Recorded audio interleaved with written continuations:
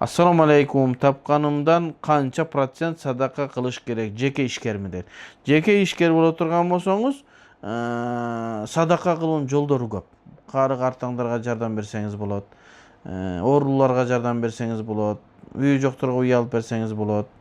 Анан студенттерге жардам берсеңиз болот. Азыр мисалы бизде мен немемде ушул балдарды окутуу программасы бар.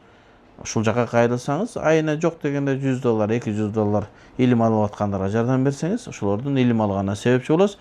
Бул илимге кылган инвестиция эң жогорку инвестиция. Себеби анын алган илимине бардыгына шериктер соогуна жетип турасыз.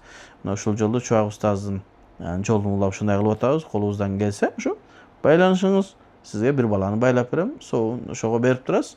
Соогуна шериктеш болосуз иншалла. Себеби азыр илим алып келсе, ошол илим алып келип ал канча илим окуса, келип элге кызмат кылса, бардыгын согуна шериктеш болосуз.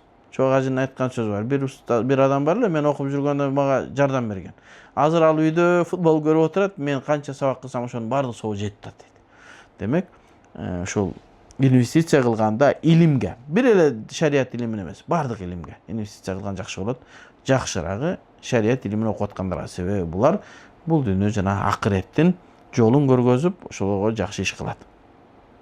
Ан процентке каралбайт, өзүңүз коюп алсаңыз болот. Канча процент чыгарасыз Кудай жолунда өзүңүз ишиңиз. Кана айына $300 чыгарың. Кана бир баланы бүтүндөй кепилдигиңизге алыңыз, анын контрагын, анын жеген ичкен тамагын.